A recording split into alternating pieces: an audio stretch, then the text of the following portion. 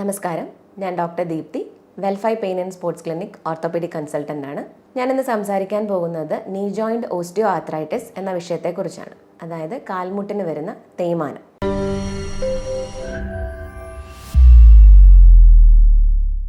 പ്രായമായിട്ടുള്ള ആളുകളിൽ ഏകദേശം ഒരു 80% ആളുകളുടെ എക്സ്റേ നമ്മൾ എടുത്തു നോക്കിക്കഴിഞ്ഞാൽ ഓസ്റ്റിയോ ആർത്രൈറ്റിസ് അല്ലെങ്കിൽ തേയ്മാനത്തിൻ്റെതായിട്ടുള്ള ഫീച്ചേഴ്സ് നമുക്ക് കാണാനായിട്ട് സാധിക്കും. അതിൽ തന്നെ 30% ആളുകളാണ് ക്ലിനിക്കലി റെലവൻ്റ് ആയിട്ടുള്ള ലക്ഷണങ്ങൾ പ്രകടമാക്കുന്നത്. നമുക്കറിയാം, നീ ജോയിൻ്റ് എന്ന് പറയുന്നത് നമ്മുടെ ശരീരത്തിലെ ഒരു ഏറ്റവും വലിയ സന്ധിയാണ്. അതോടൊപ്പം തന്നെ നമ്മുടെ ശരീരത്തിൻ്റെ ഭാരം താങ്ങുന്ന സന്ധി ആയതുകൊണ്ട് തന്നെ ഏറ്റവും സ്ട്രെസ്ഡ് ആയിരിക്കുന്ന ഒരു ജോയിൻറ്റും ഈ നീ ജോയിൻറ്റ് തന്നെയാണ്. തുടയെല്ല്, കാൽമുട്ടിലെ ചിരട്ട എന്നറിയപ്പെടുന്ന പെറ്റല്ല, അതേപോലെ ഷിൻ ബോൺ അല്ലെങ്കിൽ ടിബിയ, ഈ 3 ബോണുകൾ ചേരുന്നതാണ് നീ ജോയിൻറ്റ് എന്ന് പറയുന്നത്. ഈ സന്ധിയിൽ വരുന്ന 3 എല്ലുകളെയും ചുറ്റിക്കൊണ്ട് ഒരു സൈനോവിയൽ മെംബ്രെയിൻ എന്ന് പറയുന്ന ഒരു കവറിംഗ് ഉണ്ട്. ഈ സൈനോവിയൽ മെംബ്രെയിനിൽ നിന്നും സൈനോവിയൽ ഫ്ലൂയിഡ് എന്ന പേരുള്ള ഒരു ദ്രാവകം ഈ ജോയിൻറ്റ് സ്പേസിലേക്ക് ഊറി വരുന്നുണ്ട്.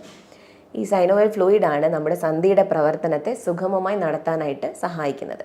അതോടൊപ്പം തന്നെ ഈ സന്ധിയിലുള്ള ബോണിൻ്റെ കവറിംഗ് ആയിട്ട് ആർട്ടിക്കുലാർ കാർട്ടിലേജ് എന്ന് പറയുന്ന തിന്നായിട്ടുള്ള പക്ഷേ സ്ട്രോങ് ആയിട്ടുള്ള ഒരു കവറിങ് കൂടെ ഉണ്ട്.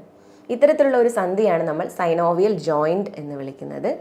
ഇത്തരത്തിലുള്ള സൈനോവിയൽ ജോയിൻറ്റ്സിന് വരുന്ന തേയ്മാനമാണ് ഓസ്റ്റിയോ ആർത്രൈറ്റിസ് എന്ന് പറയുന്നത്. ഓസ്റ്റിയോ ആർത്രൈറ്റിസ് സംഭവിക്കുന്നത് ഈ ആർട്ടിക്കുലാർ കാർട്ടിലേജ് എന്ന് ഞാൻ പറഞ്ഞ ഈ ഭാഗത്തിന് തേയ്മാനം സംഭവിക്കുകയും അതേപോലെ സൈനോവിയൽ ഫ്ലൂയിഡിൻ്റെ എമൗണ്ട് കുറയുകയും ചെയ്യുന്നു. അതോടനുബന്ധിച്ച് ന്യൂ ബോൺസ്, അതായത് അവിടെ എല്ല് വളർച്ച ഉണ്ടാവുകയും ഈ ജോയിൻറ്റിൻ്റെ ഒരു ഷേപ്പിനെ അത് ബാധിക്കുകയും ചെയ്യുന്നുണ്ട്. ഇത്രയും മാറ്റങ്ങളാണ് ഓസ്റ്റിയോ ആർത്രൈറ്റിസിൽ സന്ധിക്ക് വരുന്നത്. ഈ ഓസ്റ്റിയോ ആർത്രൈറ്റിസ് എന്ന് പറയുന്ന അസുഖം കൂടുതലായിട്ടും സ്ത്രീകളിലാണ് കാണപ്പെടുന്നത്. പ്രത്യേകിച്ചും മെനോപോസിന് ശേഷമുള്ള സ്ത്രീകളിൽ ഉണ്ടാകുന്ന ഹോർമോണൽ വ്യതിയാനം, അതായത് ഈസ്ട്രോജൻ്റെ എമൗണ്ട് താഴുന്നത് കൊണ്ടാണ് സ്ത്രീകളിൽ ഈ ഒരു രോഗം കൂടുതലായിട്ടും കാണപ്പെടുന്നത്. ഓസ്റ്റിയോ ആർത്രൈറ്റിസിനെ നമുക്ക് 2 രീതിയിലാക്കി പറയാം. ഒന്ന് പ്രൈമറി അല്ലെങ്കിൽ ഇഡിയോപ്പതിക് ഓസ്റ്റിയോ ആർത്രൈറ്റിസ്, രണ്ടാമത്തത് secondary osteo arthritis. Primary osteo arthritis ആണ് പൊതുവെ ആളുകളിൽ കാണപ്പെടുന്നത്. അതായത് പ്രത്യേകിച്ചൊരു കാരണമോ മറ്റൊരു രോഗമോ ഇല്ലാതെ തേയ്മാനം ഉണ്ടാകുന്നതിനെയാണ് പ്രൈമറി ഓസ്റ്റിയോ ആർത്രൈറ്റിസ് എന്ന് പറയുന്നത്. രണ്ടാമത്തെ വിഭാഗം സെക്കൻഡറി, അതായത് മറ്റെന്തെങ്കിലും കാരണങ്ങൾ കൊണ്ടോ അസുഖങ്ങൾ കൊണ്ടോ വരുന്നതാണ് സെക്കൻഡറി ഓസ്റ്റിയോ ആർത്രൈറ്റിസ് എന്നുള്ള ഒരു അസുഖം. ഇത് കൂടുതലായിട്ടും ഒന്നുകിൽ ഡെവലപ്മെൻറ്റിൻ്റെ ഭാഗമായിട്ട്, അതായത് വളർച്ചയുടെ ഭാഗമായിട്ട് ജോയിൻറ്റിന് എന്തെങ്കിലും പ്രോബ്ലംസ് ഉള്ള ഒരാൾക്ക് ഭാവിയിൽ ഓസ്റ്റിയോ ആർത്രൈറ്റിസ് നേരത്തെ ഡെവലപ്പ് ചെയ്യാനുള്ള സാധ്യത ഉണ്ട്. അതേപോലെ ഹോർമോണൽ അസുഖങ്ങളുള്ള ആളുകൾക്ക്, മെറ്റബോളിക് സംബന്ധമായിട്ടുള്ള അസുഖങ്ങളുള്ള ആളുകൾക്കൊക്കെ ഓസ്റ്റിയോ ആർത്രൈറ്റിസ് പെട്ടെന്ന് ഡെവലപ്പ് ചെയ്യാം. അതേപോലെ നമുക്ക് ജോയിൻറ്റിനെ ബാധിക്കുന്ന കാൽമുട്ടിൻ്റെ സന്ധിയെ ബാധിക്കുന്ന എന്തെങ്കിലും പൊട്ടലോ ഒടിവ്, ചതവ് തുടങ്ങിയിട്ടുള്ള കാര്യങ്ങൾ ഉണ്ടായിട്ടുണ്ടെങ്കിൽ ഏർലി ഓസ്റ്റിയോ ആർത്രൈറ്റിസിനുള്ള ഒരു സാധ്യത ഉണ്ട്. അതേപോലെ ആമവാദം, ഗൗട്ട്, അതായത് യൂറിക് ആസിഡ് കൂടിയതുകൊണ്ടുണ്ടാകുന്ന ഗൗട്ട് തുടങ്ങിയിട്ടുള്ള കണ്ടീഷൻസിലും കോർട്ടിക്കോസ്റ്റെറോയിഡ്സ് പോലെയുള്ള മരുന്നുകളുടെ അമിത ഉപയോഗത്തിലും ഓസ്റ്റിയോ ആർത്രൈറ്റിസ് പെട്ടെന്നുണ്ടാവാനുള്ള സാധ്യതയുണ്ട്. ഇത് കൂടുതലായിട്ടും ഈ ഓസ്റ്റിയോ ആർത്രൈറ്റിസ് ബാധിക്കുന്നത് കാൽമുട്ടിൻ്റെ സന്ധിയെ പോലെ തന്നെ ഇടുപ്പിനെ കൂടുതലായിട്ട് ബാധിക്കുന്നുണ്ട്.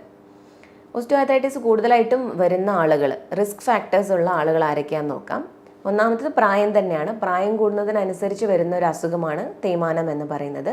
രണ്ടാമതായി ഹെറിഡിറ്ററി, പാരമ്പര്യം ഇതിലൊരു പ്രധാന ഘടകമാണ്. അതോടൊപ്പം തന്നെ ഞാൻ നേരത്തെ സൂചിപ്പിച്ചു, സ്ത്രീകളിലാണ് ഇത് കൂടുതലായിട്ടും കാണുന്നത്. അതേപോലെ മുൻപേ വന്നിട്ടുള്ള ഇഞ്ചുറീസ് ഉള്ള ആളുകളിൽ ഇതൊരു റിസ്ക് ഫാക്ടർ തന്നെയാണ്. അതേപോലെ ജോലിയുടെ ഭാഗമായിട്ട് കൂടുതലായിട്ട് റെപ്പിറ്റേറ്റീവ് ആയിട്ടുള്ള മൂവ്മെൻറ്റ്സ് മുട്ടിന് വരിക, അല്ലെങ്കിൽ അത് പ്രോപ്പർ അല്ലാതെ മടങ്ങിയിരുന്നിട്ടുള്ള ജോലികൾ ചെയ്യുക, അങ്ങനെയുള്ള കണ്ടീഷൻസിലും ഓസ്റ്റിയോ ആർത്രൈറ്റിസ് ഉണ്ടാവാനുള്ള ചാൻസ് ഉണ്ട്. മറ്റൊരു പ്രധാനപ്പെട്ട റിസ്ക് ഫാക്ടറാണ് പ്രമേഹം. ഇത്രയും ആളുകളാണ് ഈ ഓസ്റ്റിയോ ആർത്രൈറ്റിസ് വരാൻ സാധ്യതയുള്ള ഒരു ഗ്രൂപ്പിൽ നമ്മൾ പെടുത്തുന്നത്. ഇനി ഇതിൻ്റെ ലക്ഷണങ്ങൾ എന്തൊക്കെയാണെന്നുള്ളത് നമുക്ക് നോക്കാം. പ്രധാന ലക്ഷണം നിങ്ങൾക്കറിയാം, വേദന തന്നെയാണ്. നമ്മൾ എന്തെങ്കിലും ജോലി ചെയ്യുന്ന സമയത്തോ അല്ലെങ്കിൽ എന്തെങ്കിലും പ്രവൃത്തിയിൽ ഏർപ്പെടുന്ന സമയത്തോ ആണ് ഇത്തരത്തിലുള്ള പെയിൻ കൂടുതലായിട്ട് വരുന്നത്. അത് തന്നെ റെസ്റ്റ് എടുക്കുന്ന സമയത്ത് നമുക്ക് കുറവ് വരികയും ചെയ്യും. എല്ലാ സമയത്തും ഒരേപോലെ ആയിരിക്കില്ല വേദന ഉണ്ടാവുന്നത്. ചില സമയത്ത് കൂടുതലായിട്ട് വരാം, ചില സമയത്ത് കുറവായിട്ടായിരിക്കാം ഉണ്ടാവുന്നത്. ഈ വേദന കൂടുതലായിട്ടും വരുന്നത് മുട്ടിൻ്റെ മുൻവശത്തോ അല്ലെങ്കിൽ ഉൾവശത്തോ ആയിരിക്കാം പെയിനിൻ്റെ ഒരു ഇൻറ്റൻസിറ്റി കൂടുതലായിട്ടും വരുന്നത്.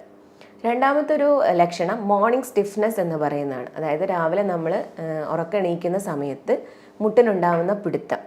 ഇതൊരു അരമണിക്കൂറിന് താഴെയാണ് ഓസ്റ്റിയോ ആർത്രൈറ്റിസ് കണ്ടീഷനിൽ കാണുന്നത്. അതേസമയം ആമവാദം പോലെയുള്ള കണ്ടീഷനിൽ അരമണിക്കൂറിന് മുകളിൽ ഒരു മണിക്കൂർ വരെ നീളുന്ന മോർണിംഗ് സ്റ്റിഫ്നെസ് ഉണ്ടാവാം. അതേപോലെയുള്ള അടുത്ത ലക്ഷണമാണ് നീർക്കെട്ട്. ചെറിയ രീതിയിലുള്ള നീർക്കെട്ട് ഉണ്ടാവാം. അതേപോലെ സന്ധിയുടെ പ്രവർത്തനം സുഗമമല്ലാതാവുക, അതായത് മുട്ട് മടക്കാൻ പറ്റുന്നില്ല, മടക്കി ഇരിക്കാൻ പറ്റായിക, സ്റ്റെപ്പ് കയറാനുള്ള ബുദ്ധിമുട്ട് തുടങ്ങിയിട്ടുള്ള ലക്ഷണങ്ങൾ കാണിക്കാം.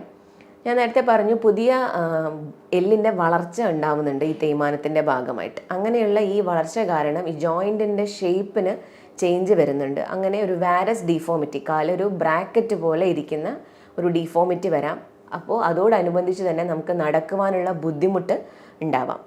പിന്നെ ഈ ഒരു കണ്ടീഷനിൽ മുട്ടിനോട് അറ്റാച്ച് ചെയ്തിരിക്കുന്ന നമ്മുടെ തുടയുടെ മസിൽസിന് ശക്തിക്കുറവും കാണാറുണ്ട്.